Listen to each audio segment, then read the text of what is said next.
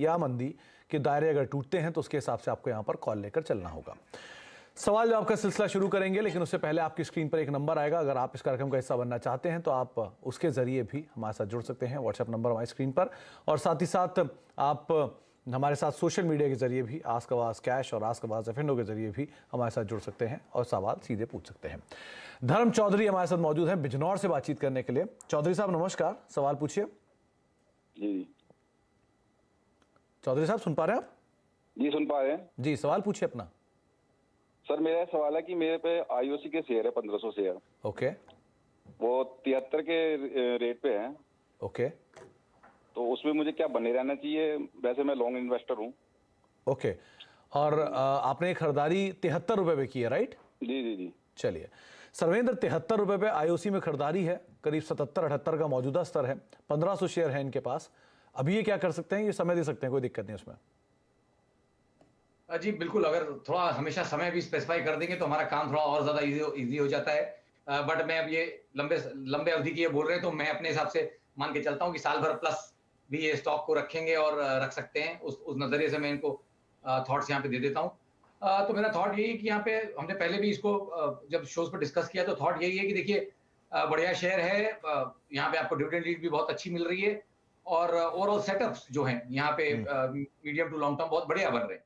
तो आप मेरे हिसाब से ट्रेड में बने रहिए। इमीडिएटली इसके जो लॉन्गर टर्म एवरेजेस या लॉन्गर टर्म सपोर्ट्स हैं वो तकरीबन आ रहे हैं आपके भाव के आसपास ही।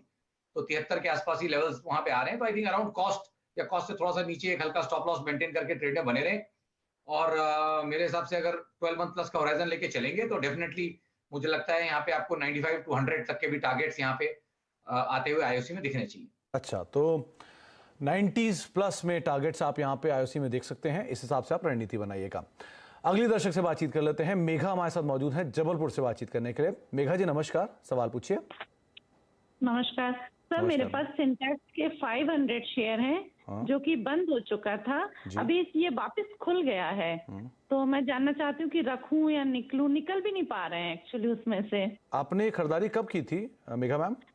1 साल पहले, मतलब जनवरी करीब। और ये सिंटेक्स इंडस्ट्रीज की आप बात कर रहे हैं, राइट? या हाँ। अभी लोअर सर्किट है तो आप इसलिए नहीं बेच पा रही क्योंकि इसमें लोअर सर्किट लगातार लग रहे हैं।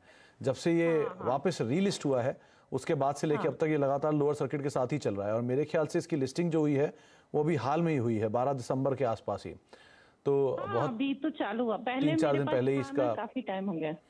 तो इतना लंबा आपने पेशेंस दिया, कोई खास वजह सिंटेक्स के साथ बने रहने की? नहीं, वो तो बंद ही हो गया था ना। 100% दिखाता था कि माइनस हो गया 100% पैसे। हमें तो लगा डूब गया।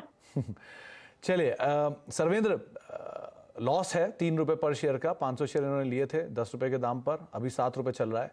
लकीली ये दोबारा रिलीज हुआ है और तब से लोअर सर्किट लग रहे हैं। तो मौका तो सोफार इनके पास नहीं है निकलने का, लेकिन कहीं ये वापस सर्किट खुले तो क्या करें? नहीं देखिए, डेटा पॉइंट्स टूट गए, चार्ट पूरा टूटा हुआ है और सडनली ये T2T में अब ये वापस मेरे ख्याल से आया है। तो यहाँ पे कोई व्यू बहुत एग्रेसिव यहाँ पे इनको मैं नहीं दे सकता। बट थॉट यही है कि देखिए जिस तरह के क्वालिटी का कहीं जिस तरह का सेटअप दिख रहा है लोअर सर्किट अपर सर्किट में जो स्टॉक्स चलते हैं उनमें बहुत ज्यादा दिमाग लगाया नहीं जा सकता।